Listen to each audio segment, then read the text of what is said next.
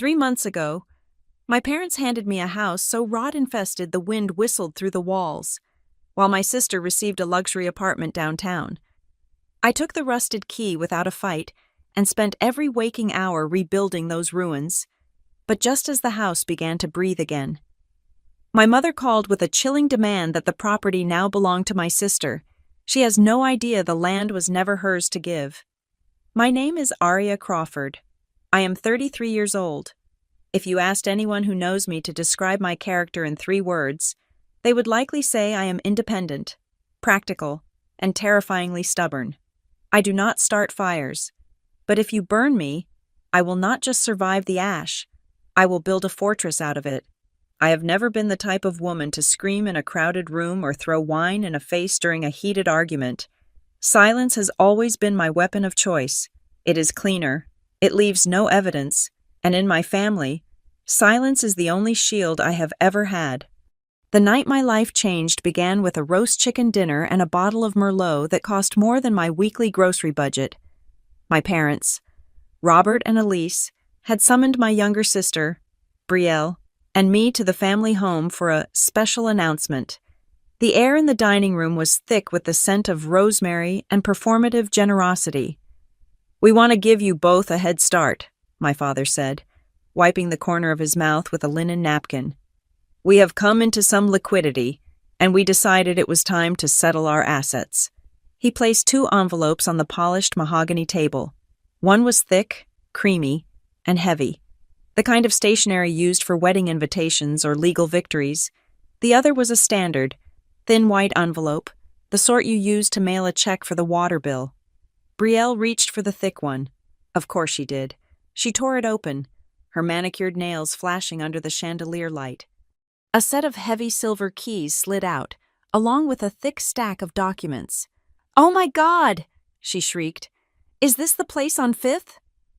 "The penthouse suite," my mother beamed, clapping her hands together. "Fully paid lease for 5 years, with an option to buy. We know how important image is for your lifestyle blog. Honey, you need an address that matches your potential." Brielle was jumping up and down, hugging them, tears streaming down her face. It was a scene straight out of a Hallmark movie.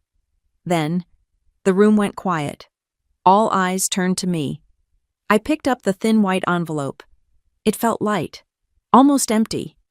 Inside, there was no stack of legal papers. There was just a single, rusted brass key and a 3x5 index card with an address scrawled on it in my father's jagged handwriting. 1402 Oak Creek Lane, I read aloud. The address was unfamiliar, somewhere way out past the city limits, where the paved roads turned to gravel.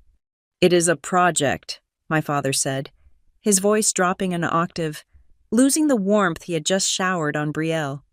"It is an old property we acquired years ago. It needs some love, but you know how you are, Aria.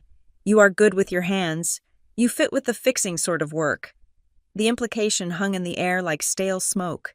Brielle was the art. I was the labor. Brielle was the penthouse. I was the project. I looked at the rusty key in my palm. It left a faint orange stain on my skin. I could have thrown it back at them. I could have asked why Brielle, who is 26 and has never held a job for longer than 6 months, deserved a palace while I was being handed a ruin. But I knew the answer. I was the sturdy one, the one who did not need help, the one they could shortchange because I would figure it out anyway. "Thank you," I said. My voice was steady. I did not smile. I finished my dinner. I watched them toast to Brielle's future. I listened to them discuss furniture shopping for the penthouse. When the clock struck 9, I stood up, took my purse, and walked out. I did not slam the door. The drive to Oak Creek Lane took 45 minutes. As the city lights faded in my rearview mirror, the road grew darker and narrower. When the GPS finally announced I had arrived, I thought there was a mistake. The headlights of my sedan cut through the darkness to reveal a structure that could barely be called a house. It was a 2-story Victorian that looked like it had been screaming for mercy for 20 years. The front porch sagged in the middle like a broken spine. The paint, once white, was now a peeling gray scab. One of the upstairs windows was boarded up with plywood that had rotted through. I stepped out of the car. The air smelled of wet earth and decay. I walked up the path, kicking aside knee-high weeds that grasped at my jeans. When I put the key in the lock, it stuck. I had to jiggle it, use my shoulder, and force the wood to give way. The door groaned open. I shined my phone's flashlight into the abyss. The floorboards were warped. I could hear the distinct drip, drip, drip of a leak somewhere deep in the belly of the house. It was not a gift. It was a burden. It was a place you sent things to die. I stepped back out onto the porch, needing fresh air. That was when I saw her. A woman was standing on the other side of the overgrown hedge that separated the property from the neighbor's lot. She was elderly, perhaps in her late 70s, wearing a heavy wool cardigan despite the humid night. She was watching me with eyes that reflected the moonlight. "Good evening," I said, startled. "You are the Crawford girl?" she asked. Her voice was like dry leaves scraping together. "Yes, Aria. My parents gave me this place." The woman, Mrs. Della Hart, as I would later learn, tilted her head. She looked at the rotting house, then back at me. There was no pity in her gaze, only a sharp, calculating curiosity. "Gave it to you, did they?" she murmured. She leaned closer to the fence. "Funny thing about this land, I have lived next door for 50 years, and I remember a different name attached to this dirt, a very different name." "What do you mean?" I asked, stepping closer. "Just that memory is a tricky thing," she said, pulling her cardigan tighter. "Especially in your family."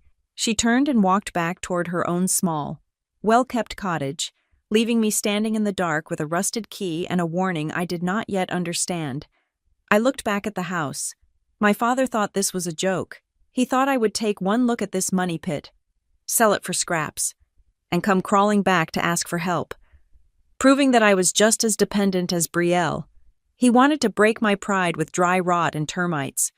I felt a cold, hard resolve settle in my chest. It was the same feeling I got right before a long run or a difficult negotiation.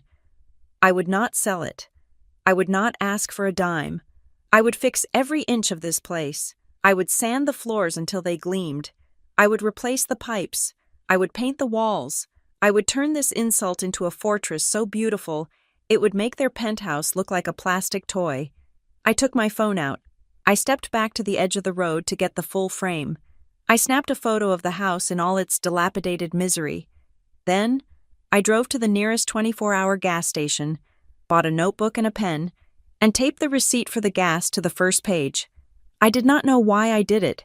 It was just an instinct, a vibration in my gut that said, "Keep the receipts, document everything."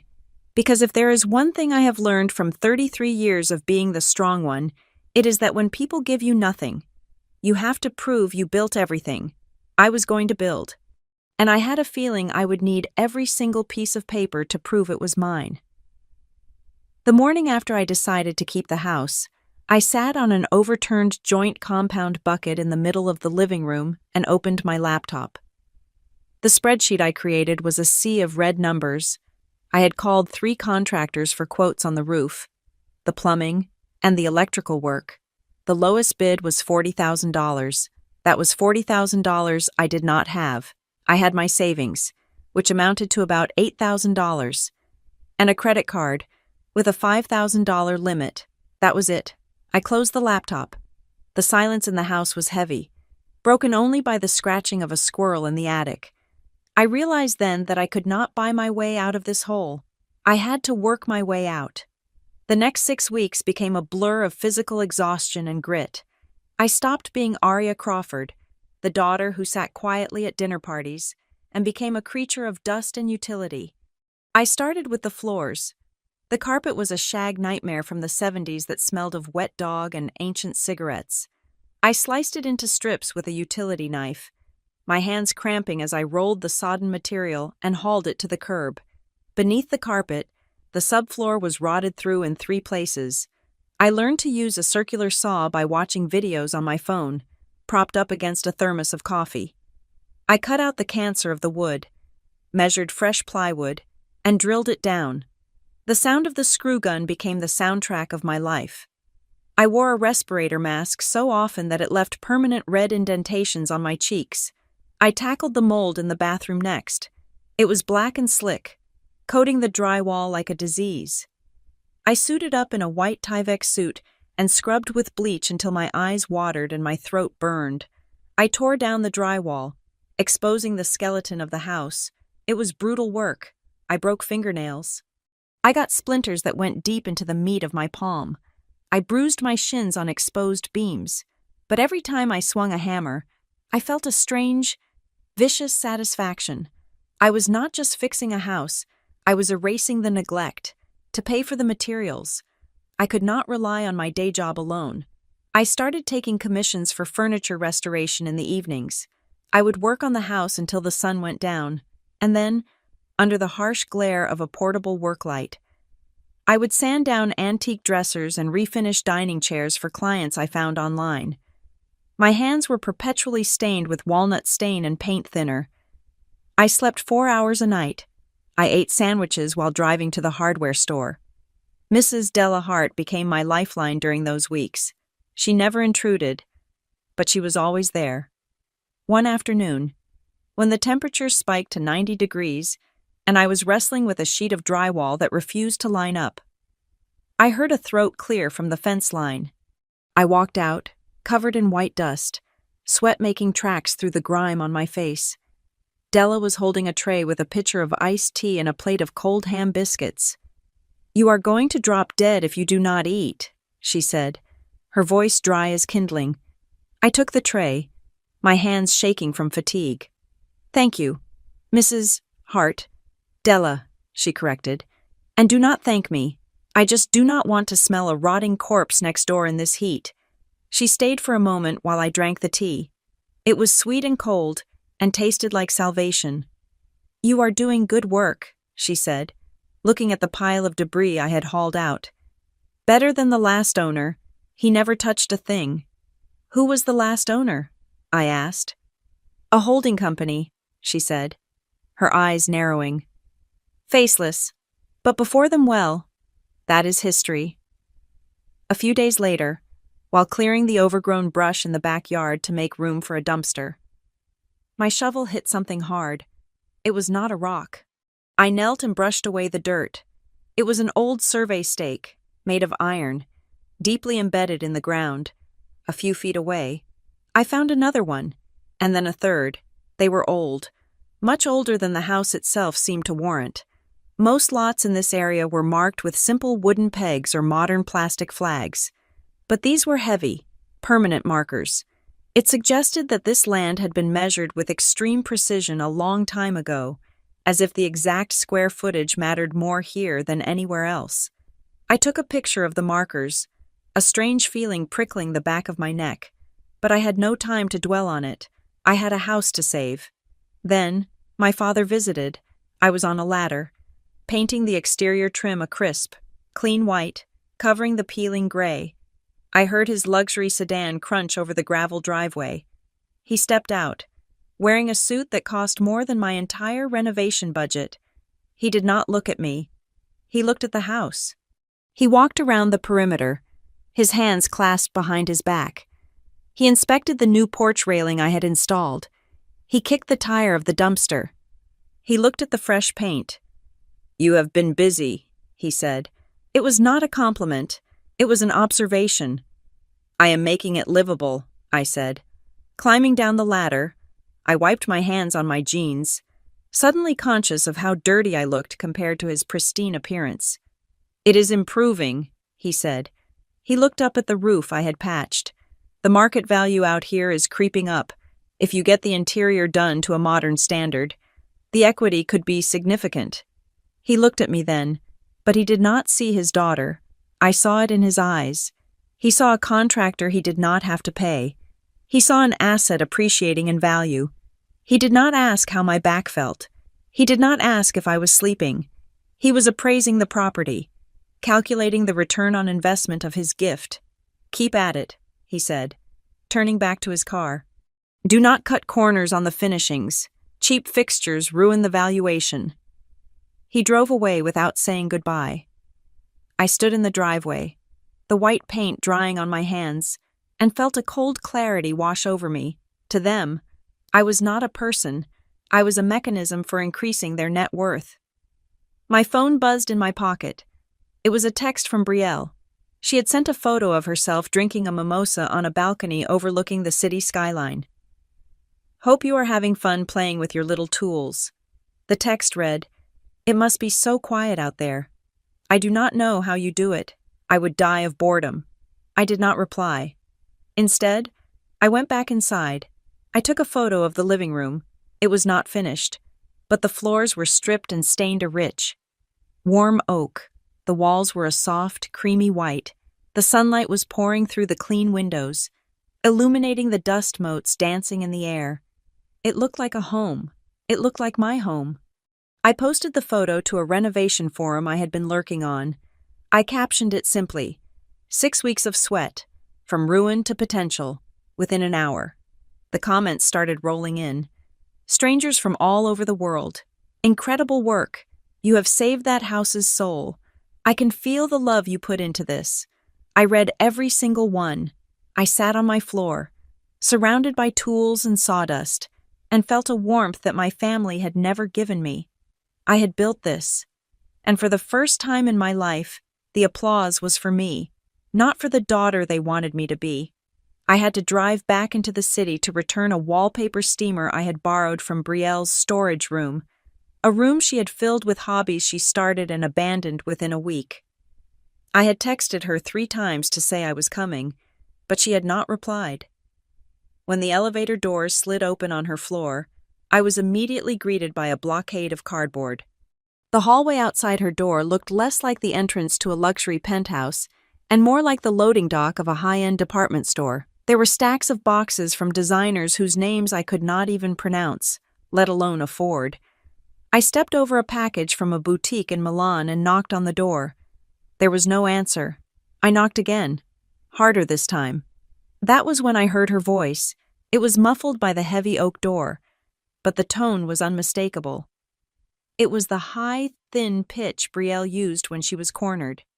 "I need more time," she was saying. "You cannot call him. If you call my father, he will cut me off." I froze. My hand hovered over the wood. "I will get the money," Brielle hissed. "Just give me another week. I have assets. I have prospects." There was a pause, then a sound of frustration. Something shattering. Maybe a glass or a phone being thrown against a wall. Then silence. I stepped back. I did not want to be there. I placed the steamer on top of a box marked with a luxury shoe logo and turned back to the elevator. My heart was hammering a rhythm against my ribs, but it was not surprise. It was a sick, heavy familiarity.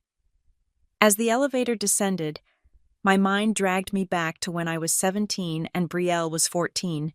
She had stolen our mother's credit card and spent $2,000 on online gaming skins and clothes.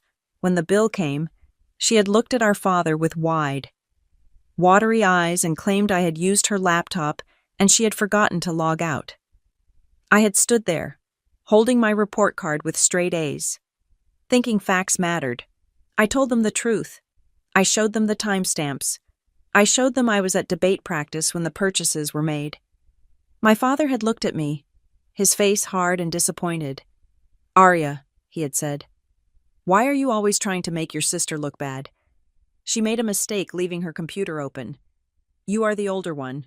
Take responsibility." I learned a lesson that day that no school could teach me. The truth is not a diamond. It is not valuable on its own. It is like a seed. It only grows if the ground it falls on is willing to accept it. My family's ground was salted earth when it came to Brielle's faults.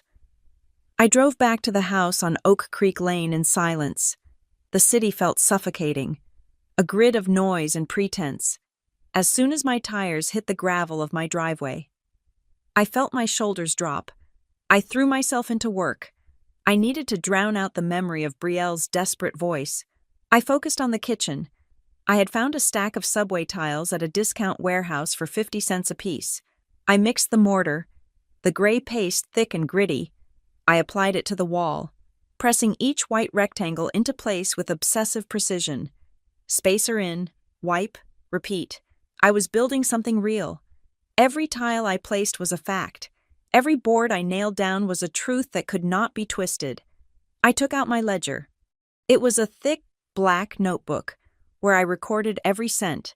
3 gallons of primer, $120, box of screws, $15, labor, 6 hours tiling. I wrote it all down. If they ever asked what I did with my time, I would have the receipts. My phone buzzed on the counter, vibrating against a box of grout.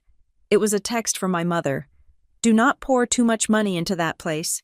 Arya, it is just a temporary fix. I frowned. A temporary fix? I had just replaced the main sewage line. You do not replace sewage lines for a temporary stay. 10 minutes later, a text from my father popped up. Remember, do not get carried away imagining it is yours. Markets change. We have to be smart about assets. I stared at the screen. The mortar was drying on my trowel. Why were they saying this now? They had given me the keys. They had told me to fix it up. Now that I was actually doing it, now that the house was starting to look like a home instead of a teardown, they were pulling on the leash. It felt like they were reminding me of my place. You are the caretaker. Arya, never the owner. I went outside to wash the tools at the garden hose. The sun was setting, casting long purple shadows across the yard. Mrs. Della was there, pruning her rose bushes near the dividing fence. She paused when she saw me, her shears clicking shut. You look like you are fighting a war, girl, she said. Just tiling, I said, spraying water over my trowel. But it feels like a battle. Della walked over to the fence. She looked at the house, now sporting its new coat of white paint. And then she looked at me with that same sharp, knowing gaze she had used the first night. They keep checking on you? She asked. Just texts, I said. Reminding me not to get comfortable. My father likes to remind me it is his land. Della snorted. It was a harsh, unladylike sound. His land, she muttered. She looked left, then right, as if checking for eavesdroppers, though the only witness was a stray cat. Arya, she said, saying my name with a weight I was not used to. Are you absolutely sure he's the one on the deed? I turned off the hose. The silence in the yard was sudden and loud. What do you mean? Of course he is. He gave me the keys. He pays the property taxes, I assume. Assumptions are dangerous things, Della said. I have lived here since 1974. I saw the people who lived here before your father's company put up that sign. I saw who they talked to, and I saw who came by looking for answers after they left. Who? I asked. Not your father, she said.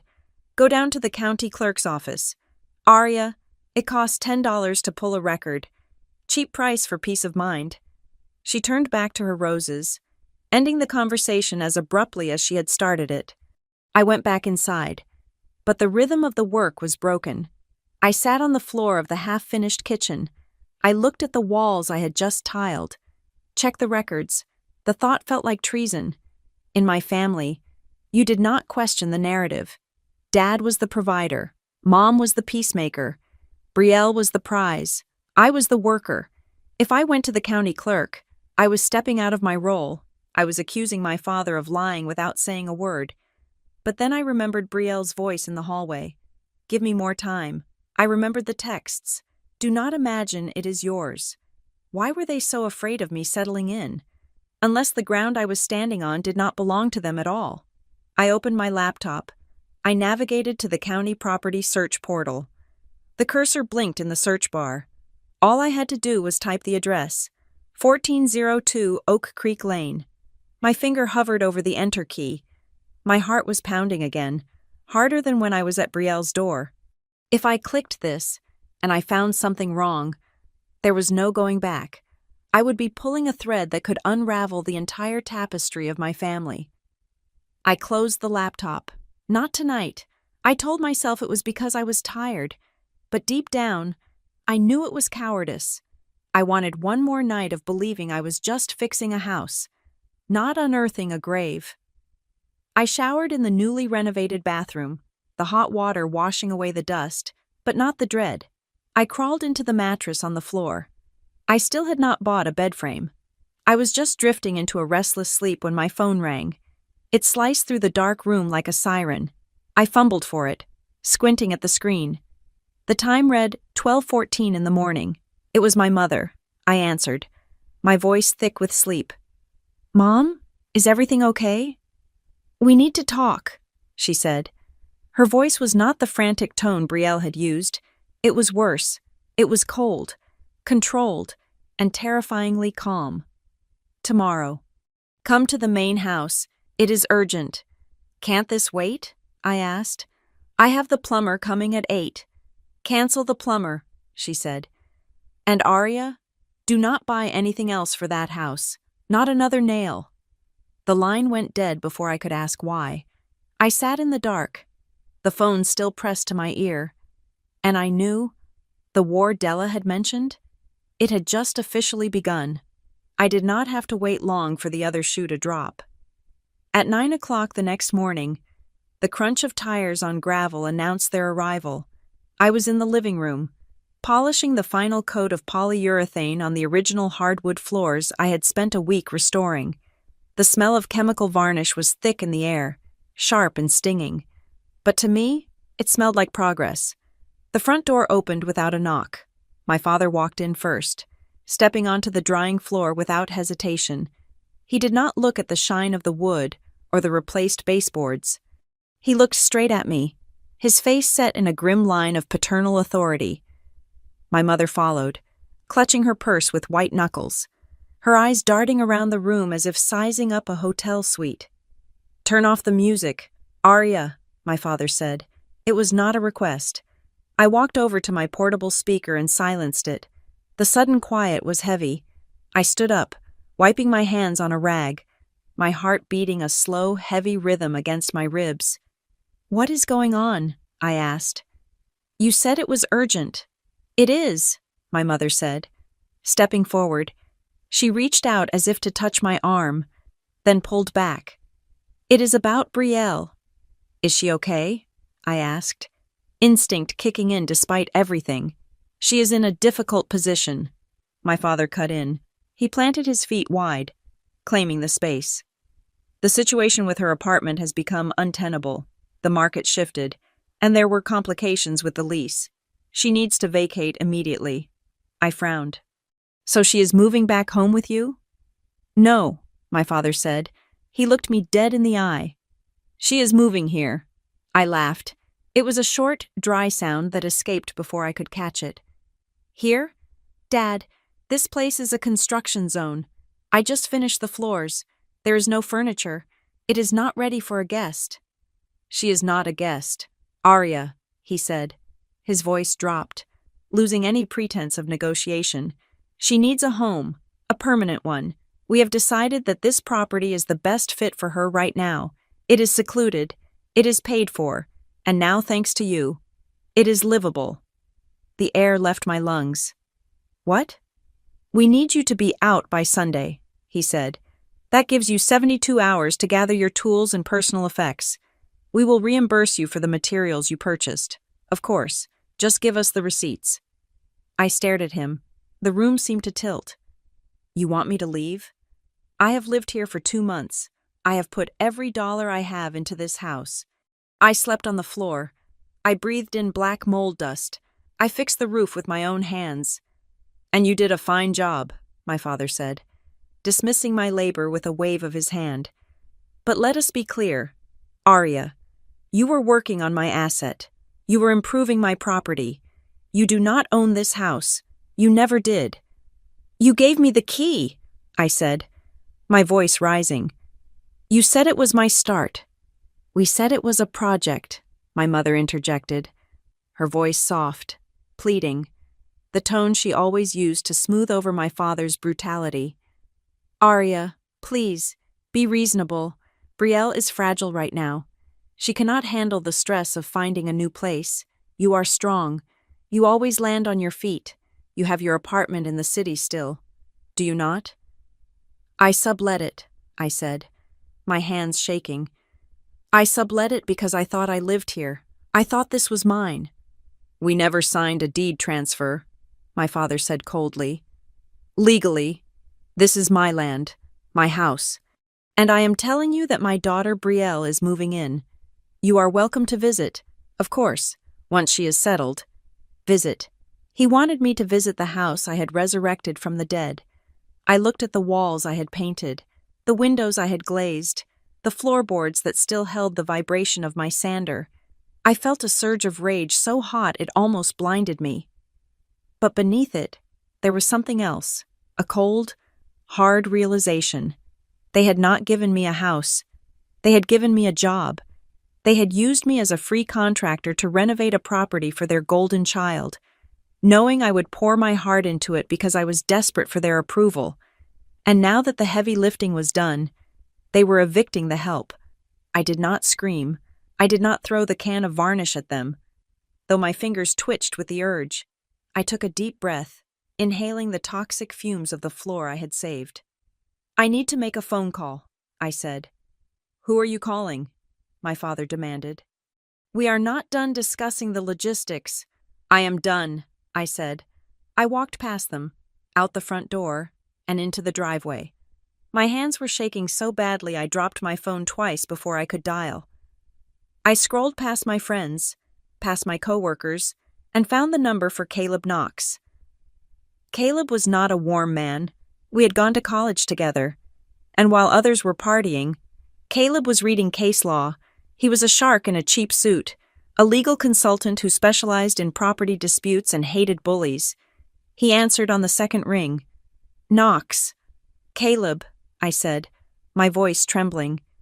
It is Arya. I need help. Talk to me, he said. The shift in his tone was instant. He smelled blood. I explained everything in 3 minutes. The renovation, the verbal gift, the 72-hour eviction notice. When I finished, there was a silence on the line. Then, Caleb asked the one question that made my stomach drop. Arya, do you have a piece of paper? A deed? A trust document? Anything with your name on it linked to that address? No, I whispered. It was a family agreement. My father gave me the keys. Keys are not title, Caleb said, his voice flat. If his name is on the deed, and you have no written contract for the work or the transfer, you are in a very bad spot. He can technically claim you were a tenant at will or even a trespasser if he wants to get nasty. He is kicking me out. Caleb, he wants to give it to my sister. Okay, listen to me, Caleb said. His voice was sharp, cutting through my panic. Do not leave that house. Possession is your only leverage right now. If you leave, you abandon the property. Do not sign anything. Do not agree to a reimbursement. Do not let them write you a check. If you take money, it confirms you were just a contractor. They gave me 72 hours. Stay put, Caleb commanded. I am going to look into the filings. If he owns it free and clear, we have to fight on equity, unjust enrichment. You increase the value of the home under false pretenses. But Arya, I need to know for sure who owns that dirt. Send me the address, exactly as it appears on the tax bill. 1402 Oak Creek Lane, I said. I am on it. Give me 24 hours. Lock the doors. Do not let them bully you out. I hung up. I stood in the driveway for a long moment. Looking at the house, it looked different now. It did not look like a project. It looked like a battlefield. I walked back inside. My parents were standing in the kitchen, discussing where Brielle's espresso machine would go. I am not leaving, I said. My father turned slowly. Excuse me? I am not leaving in 72 hours, I repeated, my voice steady. I live here. This is my residence. If you want to evict me, you can file the proper paperwork with the court, but I am not packing a single box. My father's face turned a dangerous shade of red. You are challenging me? On my own property? I am asserting my rights, I said, parroting Caleb's confidence even though I felt like vomiting. And I suggest you do not move Brielle in until this is settled legally. Legally? My mother gasped. Arya, you would sue your own family? Over a house? You would evict your own daughter? I countered. After I fixed it for you? My father stepped close to me.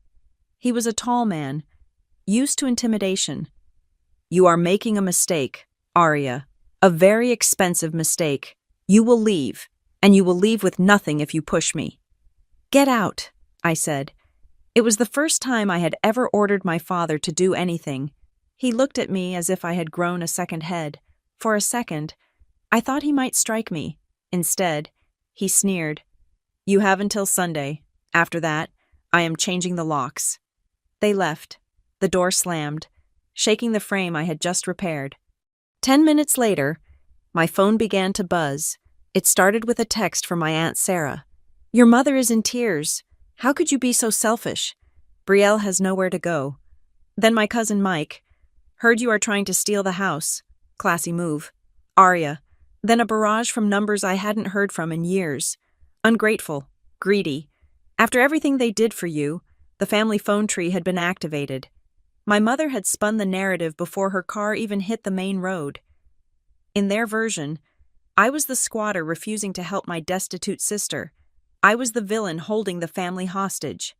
I sat on the floor, the phone vibrating like an angry hornet in my hand. I let it buzz. I did not reply. I did not defend myself. I walked over to the front door and threw the deadbolt. Then I went to the back door and locked it too. I was under siege. But as I looked around the empty, beautiful room I had built from dust, I realized something. They could call me names. They could threaten me. But they could not unsand these floors. They could not unpaint these walls. My sweat was in the grain of this house, and I was not going anywhere. The next morning, I did not pack a single box.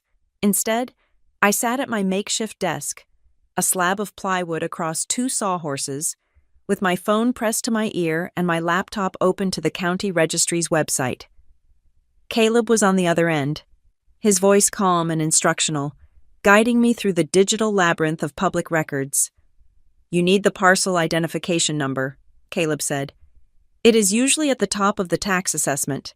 If you do not have that, search by address, 1402 Oak Creek Lane. I typed the address. My fingers felt heavy, like I was typing a code to launch a missile.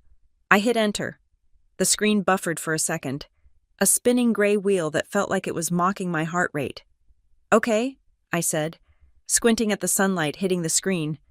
I have the property card up.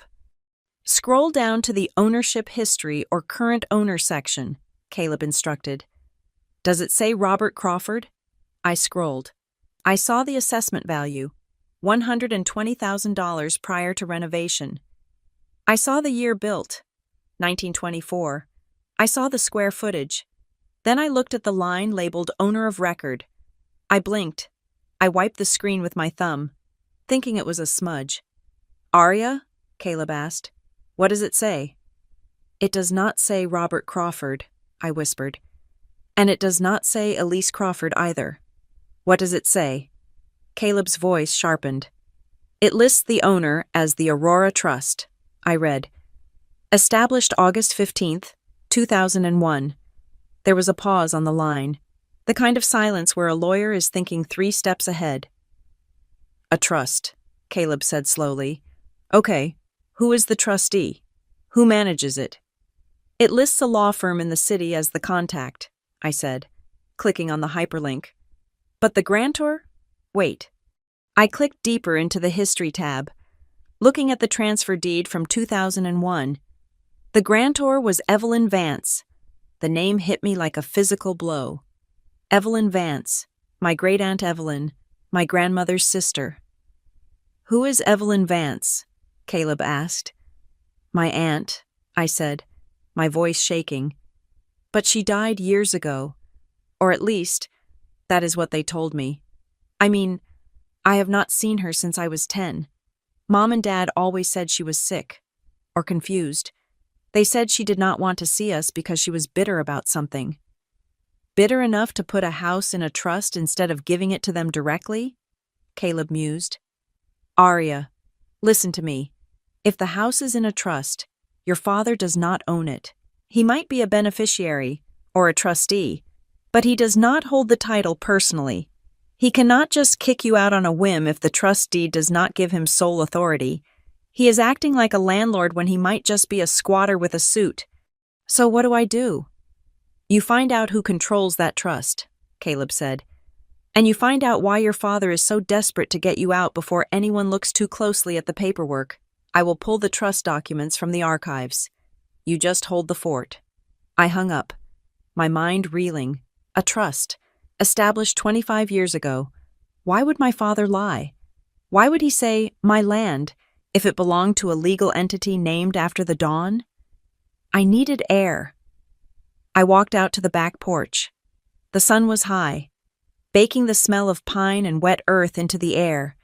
Mrs. Della was in her yard again, hanging sheets on a clothesline. The white fabric snapped in the wind like surrender flags. She saw me and walked over to the fence, a clothespin clamped in her mouth. She took it out and looked at me.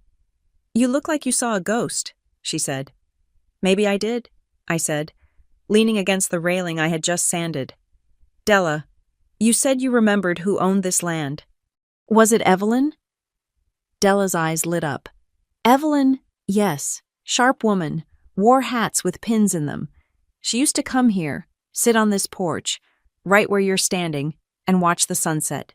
She loved this house. She called it her quiet place. My parents said she hated them, I said. They said she was difficult. Della snorted. She was difficult the way a rock is difficult if you try to kick it. She just did not like liars. I remember her telling me once, right before she stopped coming, that she was securing the future. She said your mother had sticky fingers and your father had a hollow chest. I felt a chill despite the heat. Did she ever mention me?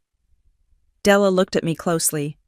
She mentioned a little girl who liked to draw, said she had the eye. She was always waiting for that little girl to come back, but then the parents stopped bringing her, said the girl was too busy with school. I gripped the railing. They had lied. They had told me Aunt Evelyn did not want to see me. They told me she was tired, angry, senile. They had cut the cord between us. Do you know if she is? I could not finish the sentence. Alive? Della shrugged. I have not seen an obituary, and I read the paper every day. If Evelyn Vance died, the sky would probably crack. I ran back inside. I tore through the boxes I had stacked in the corner, the few personal items I had brought with me. I found an old address book from high school, a battered thing with a leather cover. I flipped through the pages. STV. There it was. Aunt Evelyn, written in my 12-year-old handwriting, in purple gel pen. Beside it was a landline number. It had been 20 years. The number was probably disconnected. She was probably gone. My hand trembled as I typed the number into my cell phone. Speaker. I put it on the table. Ring. My heart hammered. Ring. It is going to go to voicemail, or a disconnect message. Ring. This is the Vance residence. The voice was not frail. It was not confused. It was crisp, commanding, and sounded exactly like the woman who used to read me stories about dragons and architects. I froze. I could not speak. Hello? The voice came again, sharper this time. If this is a telemarketer, I have a whistle, and I am not afraid to use it. Aunt Evelyn? I choked out. There was a silence on the other end, a long, heavy silence. I thought she had hung up. Aria, she said. It was not a question. It was a statement.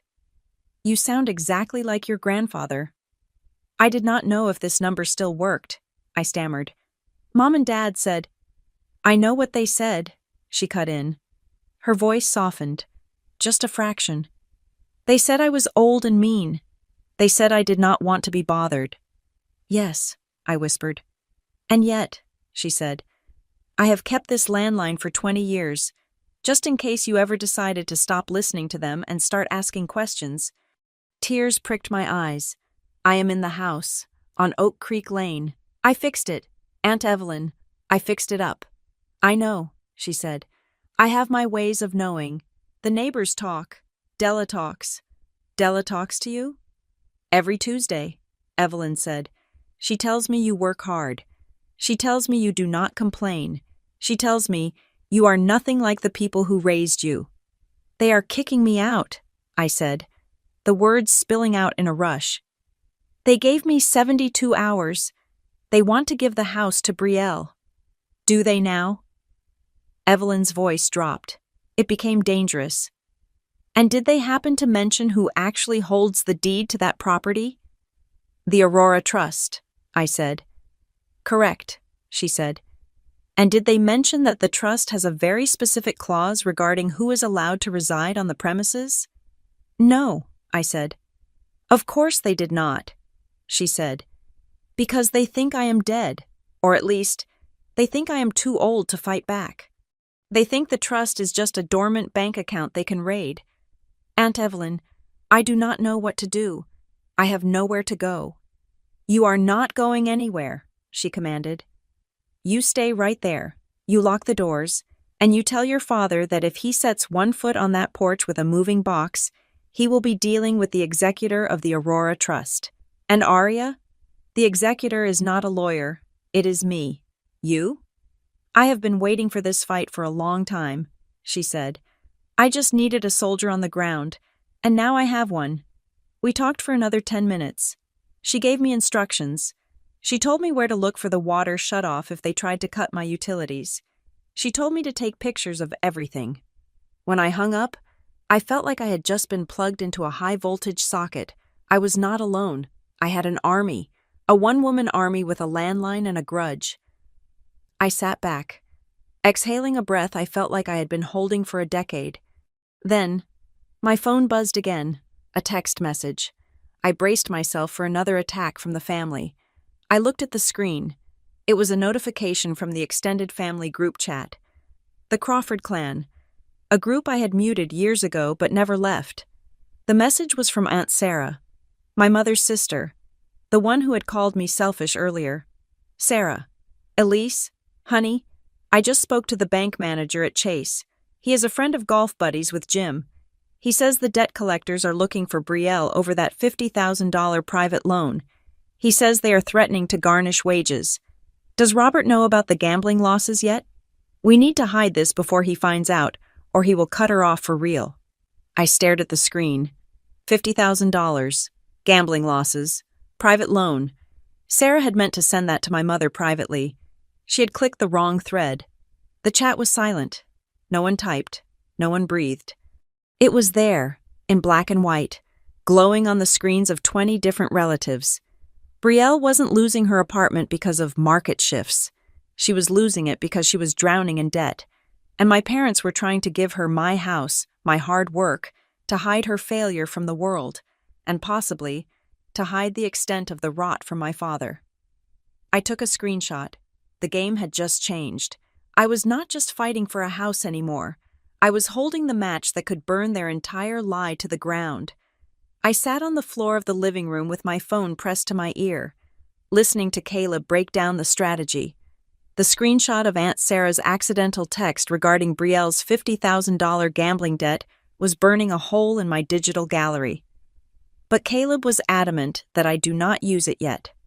Do not send that screenshot to your father, Caleb said, his voice low and steady. Do not post it on social media. Do not even show it to your sister.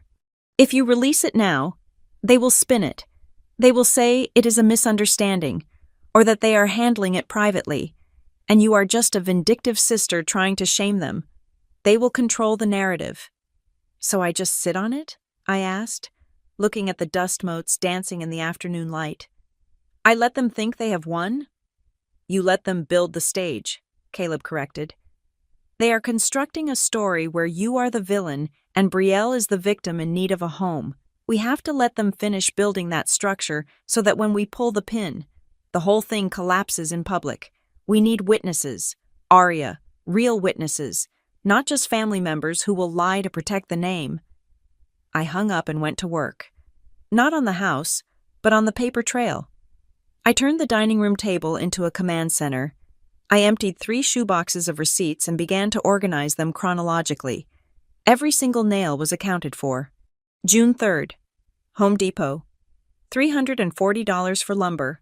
June 10th, Lowe's, $89 for paint and primer. July 1st, Ace Hardware, $212 for plumbing fixtures. I taped each receipt to a sheet of white paper and scanned it. Then I pulled the most important documents from my file. The building permits. When I had started the work, my father had told me not to bother with the city, claiming it was just cosmetic. I had ignored him. I had gone down to City Hall and pulled permits for the electrical rewiring and the structural repairs on the porch. The name on the applicant line was not Robert Crawford. It was Aria Crawford. The signature at the bottom was mine. The liability waiver was signed by me. If anything went wrong in this house, the city would come for me. That responsibility was the heaviest proof of ownership I had. I spent the afternoon doing a final sweep of the property. If they were going to try to claim I had damaged the house or left it unsafe, I would give them nothing. I tightened the banister on the back deck. I installed the faceplates on the outlets in the hallway. I even mowed the lawn, the roar of the engine drowning out the anxiety humming in my chest. I was not preparing the house for my sister. I was preparing the scene of the crime. My phone rang at 4 p.m. It was Aunt Sarah. I hesitated. Sarah was the town crier of the family, a woman who traded gossip like currency. After her text blunder yesterday, I expected her to be hiding, but her name was flashing on my screen. I answered. "Hello, Aunt Sarah?" "Aria," she said, her voice breathless and hushed. "I wanted to call you before you saw it on Facebook." "Saw what?" "Your mother," Sarah whispered. "She is sending out invites, electronic ones. She is hosting a welcome home party for Brielle, tomorrow afternoon, at the house." The air left my lungs. "At my house?" "She is calling it Brielle's farmhouse warming." Sarah continued. "She has invited the whole family, the neighbors, even some of your father's business partners. She wants to make it official before you can stop it." My grip on the phone tightened until my knuckles turned white. It was a power move of the highest order. My mother knew I would not cause a scene in front of 30 people. She was betting on my shame. She was betting that the good daughter would quietly pack her bags and slip out the back door, rather than embarrass the family in front of strangers. They were not just kicking me out. They were erasing me. They were going to stand in the living room I had sanded, under the lights I had wired, and toast to Brielle's new beginning. "Aria?" Sarah asked. "Are you there?" "I am here," I said. My voice sounded strange to my own ears. Cold, detached, metallic. "I just thought you should know," Sarah said, sounding guilty. "I told her it was in poor taste, considering everything, but you know your mother. Once she sets a stage, the show must go on." "Thank you, Sarah," I said. "I appreciate the heads up." I hung up and immediately dialed Caleb. "They are throwing a party," I said. "Tomorrow, 2:00. "Perfect," Caleb said. He did not sound surprised. "That saves us the trouble of gathering a jury. They are bringing the jury to us. I do not know if I can do it. Caleb, I do not know if I can stand there and watch them pop champagne while I pack my car." "You are not packing your car," Caleb said sharply. "You are going to be the hostess. You are going to open the door. You are going to smile. You are going to let them walk into the trap. I will be there at 2:30, and I'm bringing the heavy artillery." "You mean Evelyn?" "I mean the rightful owner," Caleb said. "Just hold the line until we get there. Do not let them see you bleed." I spent the rest of the evening in a state of icy calm. I did not cry. I did not rage. I moved through the house like a ghost. I cleaned the windows until they sparkled. I swept the porch. I wanted the house to look perfect. I wanted them to see exactly what they were trying to steal. At sunset, I went out to the back fence. Mrs. Della was sitting on her porch swing, a glass of iced tea in her hand. She watched me approach. "There is going to be a crowd tomorrow," I told her. "My mother is throwing a party. It might get loud." Della took a sip of her tea. "A party? For who? The girl who thinks a hammer is a hair accessory?" "It is a housewarming for Brielle," I said. "They are announcing that she is the new owner." Della rocked back and forth on her swing. The chains creaked in the quiet evening. "And you are just going to let them?" "No," I said, "but I'm not going to fight them with yelling. I have a lawyer coming, and someone else." Della stopped rocking. She looked at me, her eyes sharp. Is that right? I just wanted to apologize in advance for the drama, I said. If you want to close your blinds, I understand. Close my blinds? Della scoffed. Girl, I have been watching reruns of old soap operas for 10 years. You think I am going to miss the season finale happening in my own backyard? I will be right here. I will not interfere, but I will not pretend I do not see what is happening. The truth needs eyes. Arya. Thank you. Della. Give 'em hell, she muttered, raising her glass. I went back inside and locked the door. The house was silent. I did not turn on the lights. I sat in the middle of the living room floor, legs crossed, breathing in the smell of lemon oil and sawdust. For months, I thought I was fighting for this house because I needed a place to live. I thought I was fighting for the investment, the money, the sweat equity. But as the moon rose and cast long, blue shadows across the floorboards, I realized I was wrong. This was not about the real estate. It was not about the roof or the plumbing or the garden. They had given me a ruin because they thought that was what I deserved. They thought I was the one who could handle the broken things, the messy things, the hard things. They gave Brielle the penthouse because they thought she deserved the shine, and now that I had turned the ruin into a treasure, they wanted to take it back and give it to her, because in their minds, I was only ever meant to be the builder, never the inhabitant. I was the backstage crew, and she was the star. They were trying to define my value. They were trying to tell me that my hard work was only worth something if it served them. I closed my eyes. I felt the solid wood beneath me. I felt the cool air from the vent I had repaired. Tomorrow, they were going to walk in here and try to write the end of my story. They were going to find out that I held the pen, and I was done writing checks for people who could not afford to pay me respect. I did not sleep. I sat in the dark, watching the hours tick by on my phone, waiting for the sun to rise on the day everything would change. The invasion began at noon. I had unlocked the front door as promised, not out of submission, but out of strategic necessity. My mother swept in first, followed by a catering crew carrying trays of hors d'oeuvres that cost more than my first car. Within an hour, my minimalist, carefully curated living room had been transformed into a Pinterest nightmare of pastel balloons and aggressively cheerful signage. A banner strung across the fireplace, the same fireplace I had spent 3 days scrubbing soot from, read "Welcome Home." Brielle in glittering gold cursive. It was tacky. It was loud. It was everything the house was not. By 2 o'clock, the driveway was full. Cousins I had not seen since Christmas, my father's golf buddies, and a smattering of neighbors I did not know filled the space. They walked across the hardwood floors with muddy shoes, oblivious to the fact that I was the one who would have to clean it, or perhaps they thought I would not be here long enough to care. I stood in the corner near the staircase, wearing dark jeans and a black turtleneck.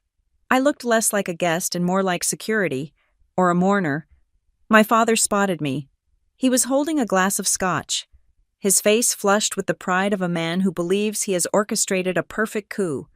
He walked over, placing a heavy hand on my shoulder. It wasn't affectionate.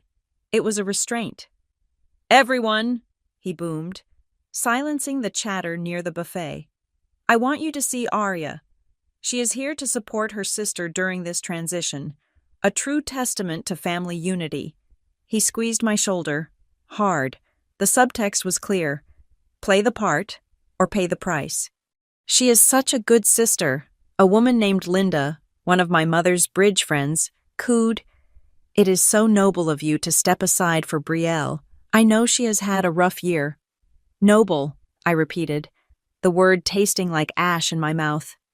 My mother appeared at my elbow, shoving a crystal flute of sparkling water into my hand. "Smile," she hissed through her teeth, her own smile plastered on like a decal. "You look like you are at a funeral. Stop ruining the vibe." "This is a funeral," I said quietly. "You are burying my life to save hers." "Don't be dramatic," she snapped, then turned to wave at a newcomer. "Oh, Susan, so glad you could make it." Then came Brielle. She wore a white sundress that made her look innocent, fragile, like a porcelain doll that had been slightly chipped. She clung to her boyfriend's arm, looking around the room with wide, watery eyes. When she saw me, she flinched, a theatrical little jump that drew everyone's attention. "Arya," she said, her voice trembling just enough to be audible to the circle of relatives around us. "I hope you aren't mad. Mom said you agreed. She said you wanted to help me get back on my feet." The room went quiet. 20 pairs of eyes fixed on me. They were waiting for the villain to lash out. They were waiting for the jealous older sister to make a scene so they could shake their heads and say, "Poor Brielle." I looked at her. I looked at the fear behind her performance. It wasn't fear of me. It was fear of the truth. "I want you to have exactly what you deserve. Brielle," I said. My voice was even, devoid of the anger they expected. "See?" my father announced, clapping his hands. "Love, that is what this family is about." The party resumed. The noise level rose. I retreated to the kitchen to refill my water. Needing a moment away from the suffocating perfume and hypocrisy, Brielle followed me. As soon as the swinging door closed behind her, the fragile act dropped. She leaned against the newly installed granite island, my island, and crossed her arms. Her eyes were hard. "You really did a number on this place," she said, looking around. "I hate the backsplash, though, too industrial. I'm gonna rip it out next week." I didn't answer. I just watched her. "Don't look at me like that," she sneered, her voice low. "You should be thanking me. If I hadn't messed up with the apartment, you would never have had the motivation to finish this dump. I gave you a purpose, Arya. You love fixing broken things. I just gave you the biggest broken thing of all." "Is that what you think this is?" I asked. "Motivation?" "It's reality," she said, reaching for a bottle of wine on the counter. "Dad pays for everything. He owns everything. You're just the tenant he's bored with, and now he needs to bail me out. So you're out. It's just business." She poured the wine, splashing some on the counter. She didn't wipe it up. "You're not going to be happy here, Brielle," I said. "This house requires work. It requires care. You can't just exist in it." "I'll hire someone," she scoffed. "Or maybe I'll just sell it in 6 months when the market peaks. Cash out. Start over somewhere warm." She took a sip of wine, leaving a lipstick stain on the rim. "Cheers, sis. Thanks for the equity." She pushed past me, back into the party, back to the applause. I stayed in the kitchen for a long minute. I stared at the splash of red wine on the white granite. I didn't wipe it up. I didn't move. A strange, cold calm settled over me. It was the calm of a sniper waiting for the wind to die down. I walked back out into the living room. My father was tapping a spoon against his glass. The room hushed. He stood in front of the fireplace, under the Welcome Home banner, beaming like a king addressing his subjects. "If I could have everyone's attention," he began, his voice booming, "today is a special day. We are not just celebrating a house. We are celebrating resilience. We are celebrating the fact that when one of us falls, the others are there to catch them. We are making a sacrifice today." He nodded benevolently toward me. "To ensure that Brielle has the foundation she needs." He raised his glass. "To family, and to this property, which will always be a sanctuary for the Crawford name." "To family!" the crowd echoed. I stood silently by the front door. My hand was resting on the brass knob I had polished yesterday. My father opened his mouth to speak again, probably to announce the official handover of the keys. Knock, knock, knock, 3 sharp, deliberate raps on the heavy wood door. The sound was loud enough to cut through the murmurs. It wasn't a tentative knock. It wasn't a guest arriving late. It was the sound of authority. It was the sound of a gavel hitting a bench. My father frowned, annoyed at the interruption. "Arya, get that." Probably the caterer forgot the ice. I turned. I didn't look at my father. I didn't look at Brielle. I looked at the wood of the door, knowing exactly who was on the other side. "With pleasure," I said. I turned the lock. I pulled the door open. The sunlight flooded into the entryway, blindingly bright compared to the dim, cozy interior. 2 silhouettes stood framed in the doorway. One was Caleb, holding a thick leather briefcase, his face set in a professional, predatory neutral. The other was shorter, leaning on a cane with a silver handle. She wore a vintage hat with a sharp pin, and her eyes were clearer and fiercer than anyone in that room. The chatter stopped. The glass in my father's hand lowered slowly. The end had arrived, and it hadn't come with a shout, but with a knock. Caleb Knox did not shout. He did not slam the door. He simply stepped across the threshold with the kind of terrifying calm that usually precedes a verdict. He wore a charcoal suit that looked sharp against the festive, balloon-filled backdrop of the living room, and in his left hand, he carried a thick leather portfolio. But it was the person behind him who sucked the oxygen out of the room. My great-aunt Evelyn stepped into the light. She was leaning heavily on a cane with a silver handle shaped like a hawk's head, but her spine was steel. She wore a tailored coat that smelled of lavender and mothballs, and her white hair was pinned back in a severe, elegant bun. She looked like a judge who had grown tired of the court's incompetence. My father's mouth opened, but no sound came out. He looked as if he were seeing a ghost. My mother dropped her hand from a guest's arm, her face draining of color until it matched the white hydrangeas on the buffet table. "Evelyn," my father finally choked out. We thought you were—" "In a home," Evelyn finished for him. Her voice was not loud, but it carried to every corner of the silent room. "Or perhaps dead. I know how much easier that would have been for your financial planning. Robert—" She walked forward. The crowd of neighbors and distant cousins parted like the Red Sea.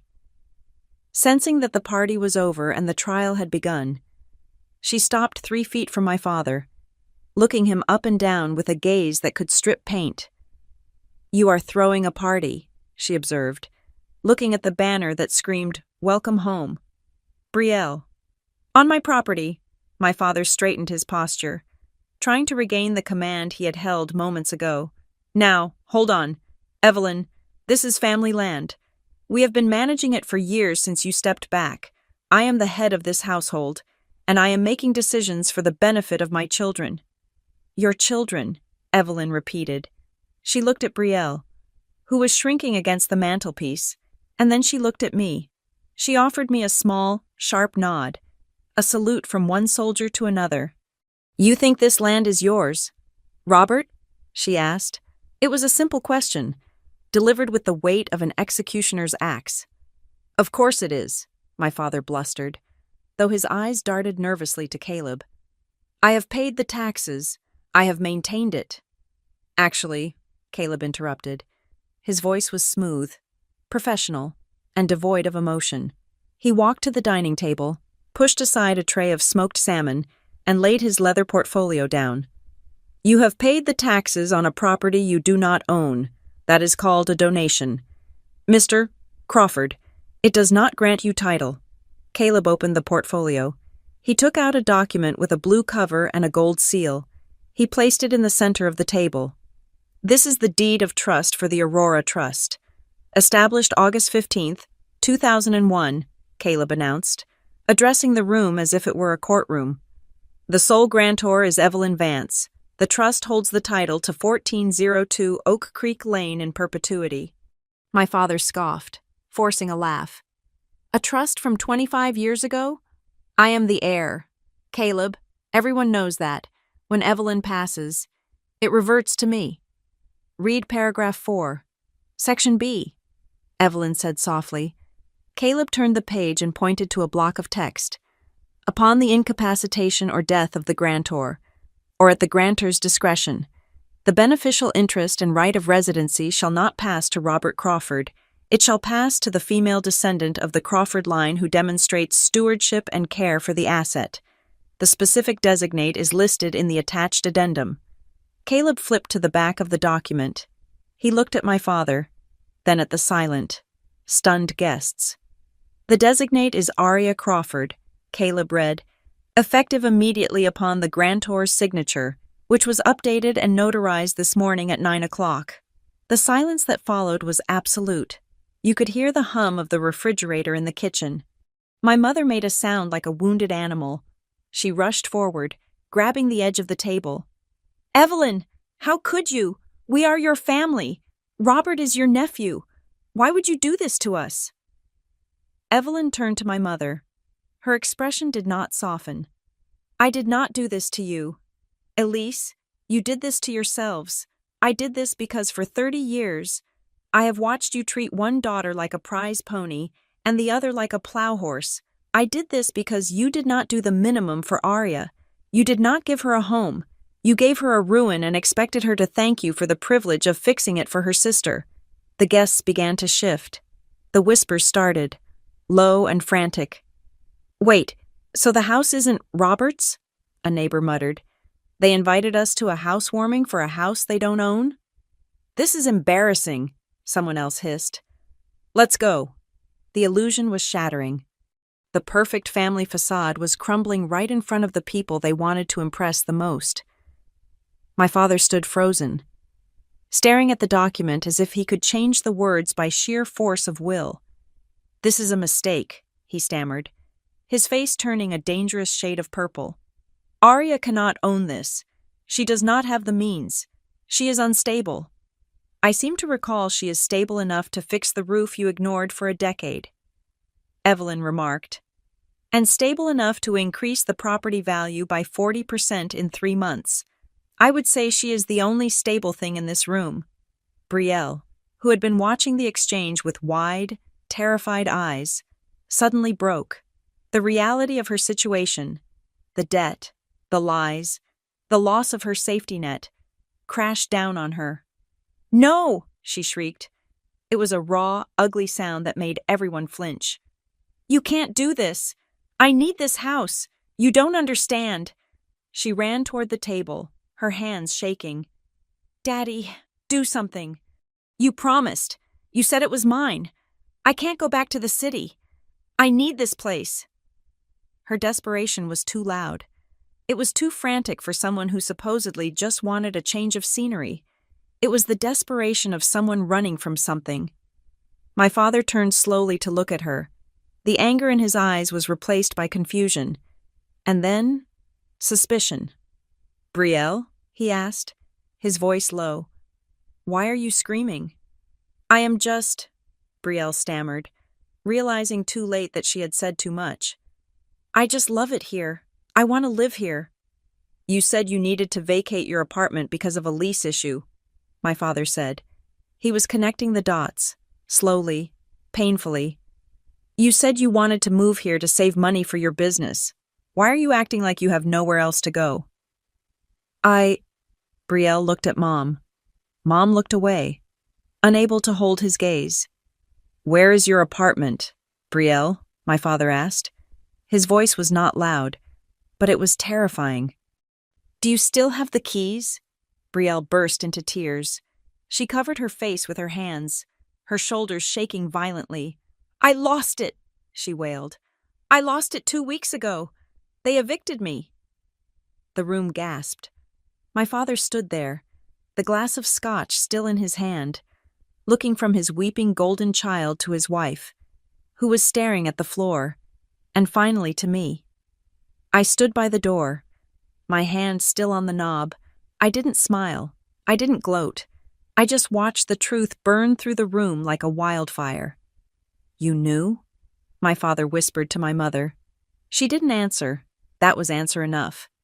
Caleb closed the portfolio with a soft snap. Mr. Crawford, he said, I think it would be best if you asked your guests to leave. Arya has a lot of cleaning to do, and frankly, she has the right to decide who remains on her property. My father looked at me. For the first time in my life, he didn't look past me. He looked at me with a mixture of shock and fear. He realized that the daughter he had dismissed as a tool was the only one holding the keys to the kingdom. Get out, I said. I didn't specify who, but everyone knew, one by one.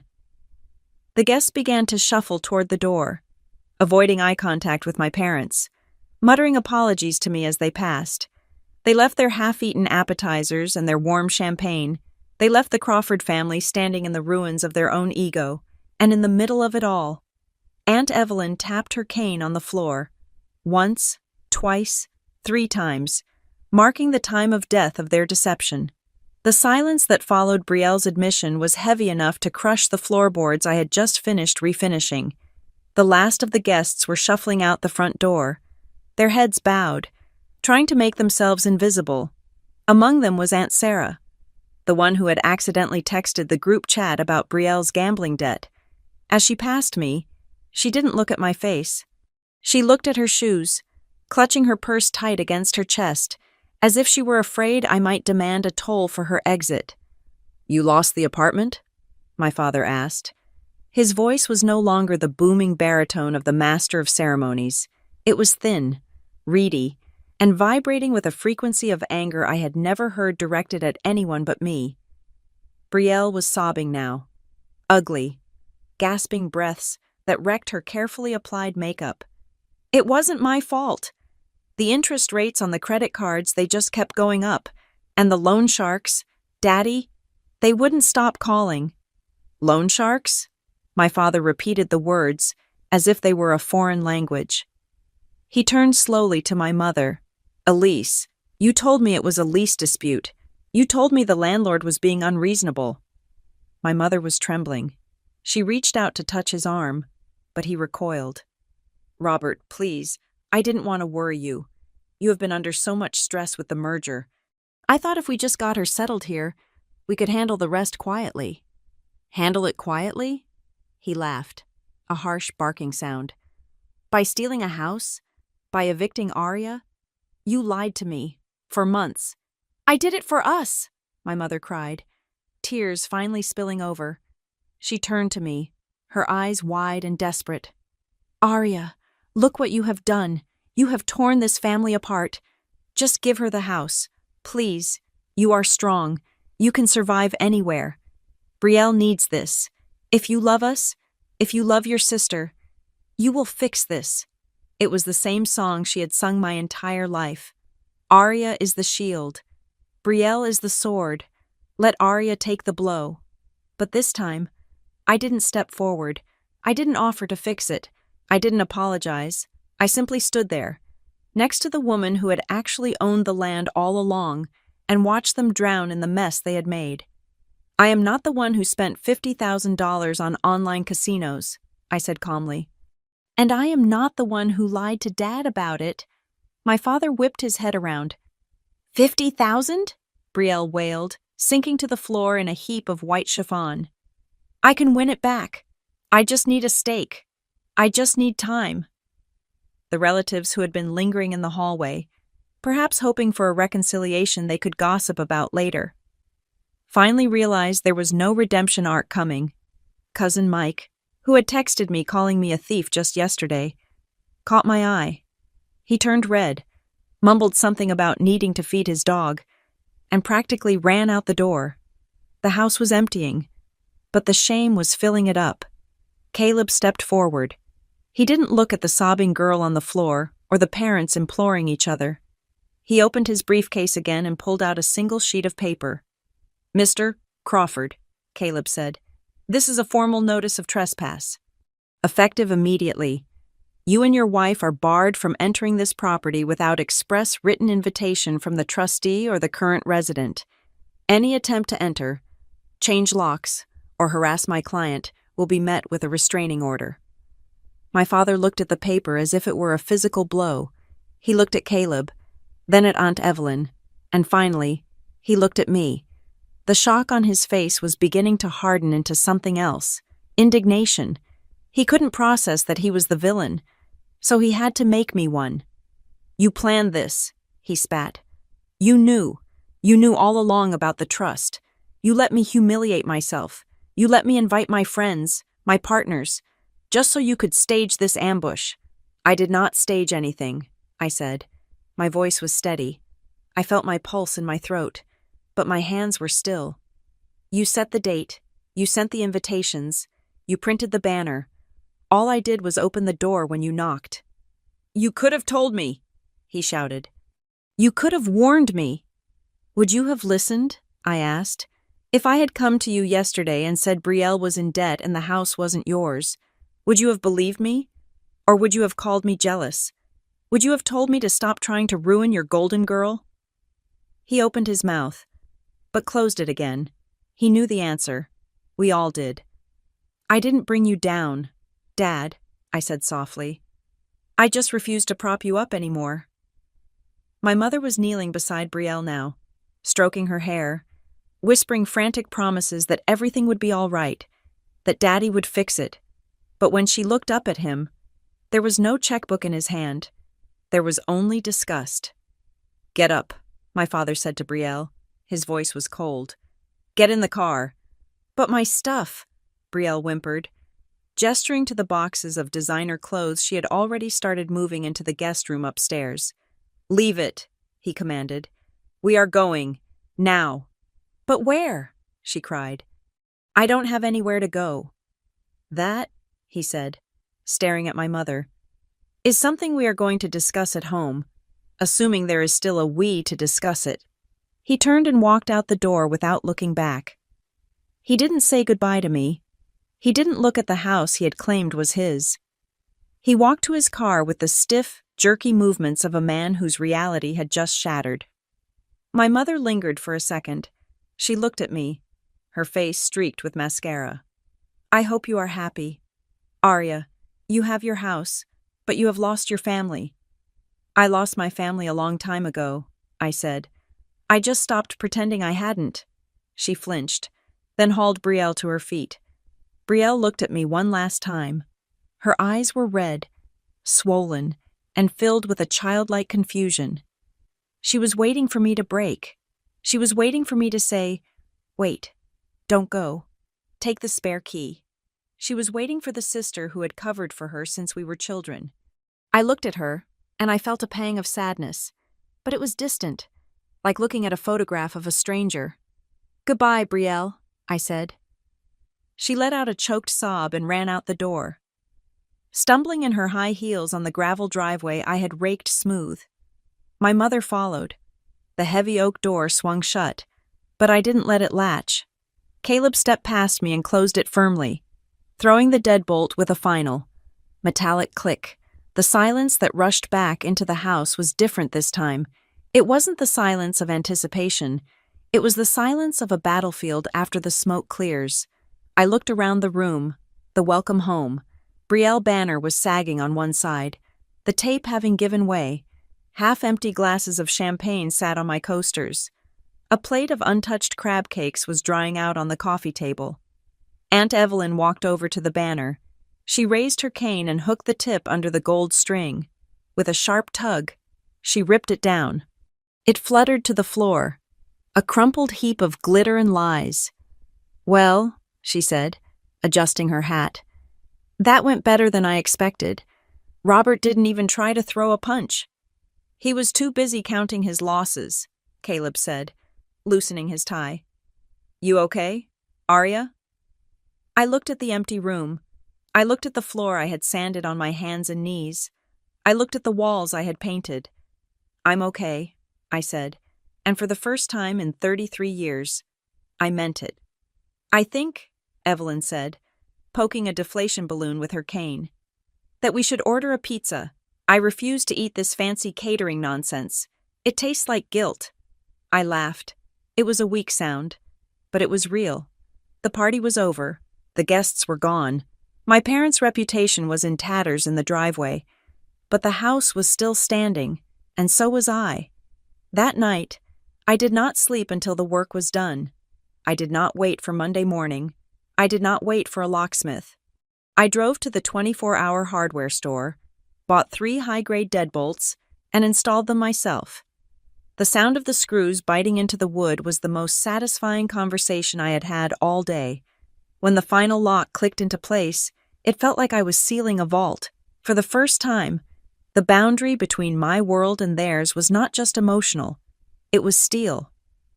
The next morning, the sun hit the front porch with a brilliance that felt like a benediction. I stepped out with my coffee, and Mrs. Della was already there, leaning over the fence with a bouquet of wildflowers from her garden. I thought the house needed a proper housewarming gift, she said, handing me the flowers. Not that plastic nonsense your mother strung up. Thank you, Della, I said, burying my face in the blooms. They smelled of rain and earth. You know, she said, looking at the newly painted siding, I have watched a lot of people walk through that front door over the last 50 years. Some walked in like they owned the place. Some walked in like they were afraid of it. You are the only one who walked in like you were part of the foundation. You belong here, Arya, more than anyone. I felt a lump in my throat. I finally feel like I do. As I walked back inside, my phone pinged with an email notification. It wasn't a family member. It was a message from an editor at a prominent architectural digest. They had seen the renovation photos I had posted on the forum. The same photos my father had sneered at. Calling them a waste of time, the subject line read, "From ruin to sanctuary. Feature story inquiry." They wanted to feature the house. They wanted to interview me about the process of restoring a hopeless property. My father had seen a teardown. The world saw a masterpiece. The irony was so rich, I could taste it. My phone rang again an hour later. This time, the caller ID showed Dad. I hesitated, my thumb hovering over the decline button. Then, I swiped to answer. I put it on speaker and set it on the kitchen island, continuing to wipe down the counter. Arya, his voice was tight, controlled, but shaking at the edges. We need to meet. I have spoken to our family attorney. There are grounds to contest the trust. Evelyn is 84. We can argue she was not of sound mind when she signed that addendum. We can argue undue influence. I stopped wiping the counter. I looked at the sunlight streaming through the window. Dad, I said, Aunt Evelyn can recite the entire tax code from memory. She is sharper than you, and she is certainly more honest. Do not speak to me like that, he shouted, losing his composure. I am your father. You are stealing my inheritance. I am securing my home, I corrected. And if you try to sue, Caleb will depose you. He will ask about the $50,000 debt you tried to hide. He will ask about the years of neglect on this property. He will ask why you lied about the deed for 2 decades. Do you really want that on public record? There was silence on the other end. I do not argue with yelling anymore.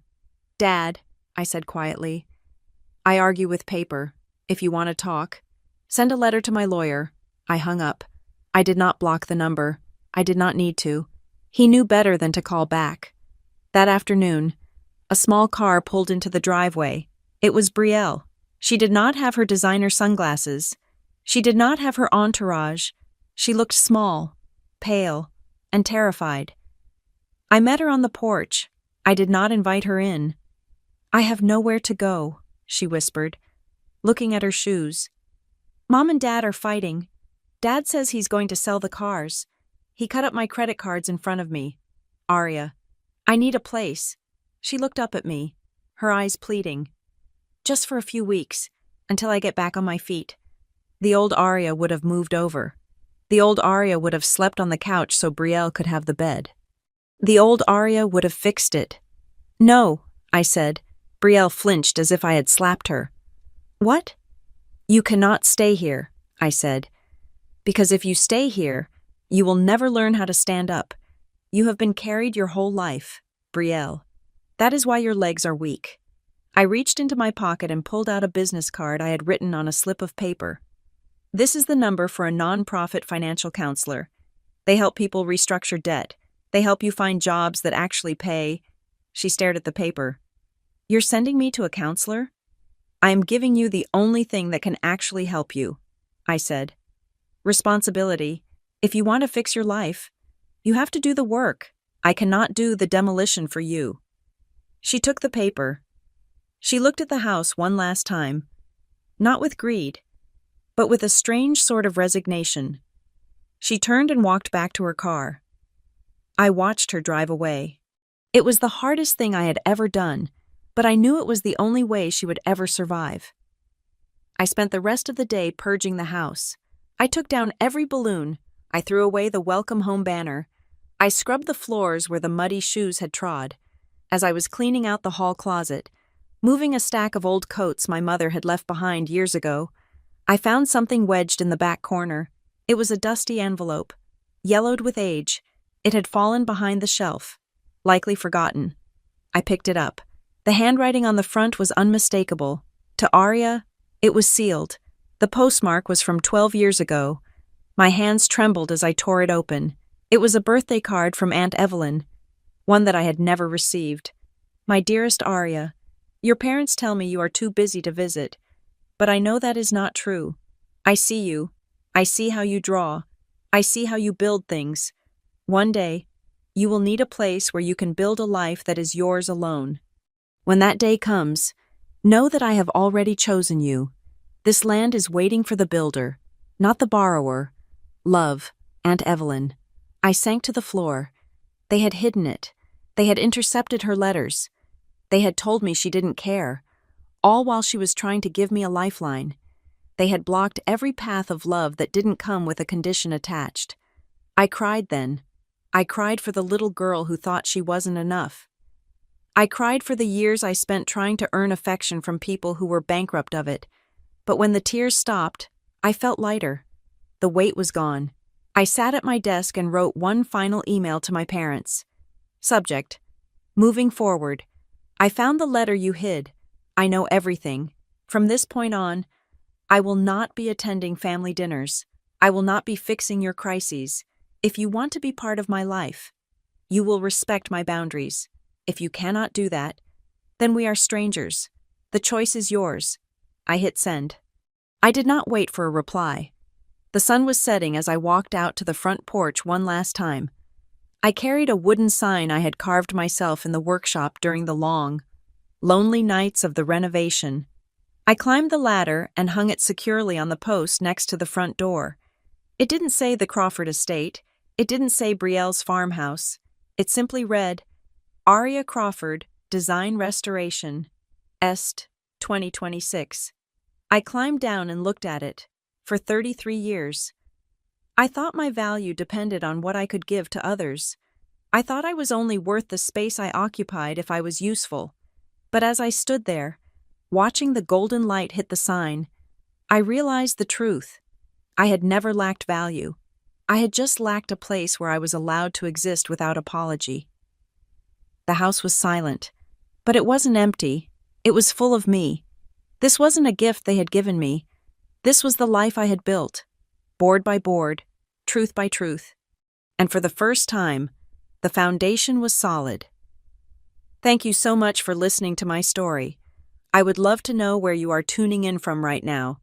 Are you listening while driving, cooking, or maybe working on your own project? Let me know in the comments below so we can connect. Please do not forget to subscribe to the Lily Revenge Stories channel. Like this video, and hit that notification bell so this story can reach even more people who need to hear it.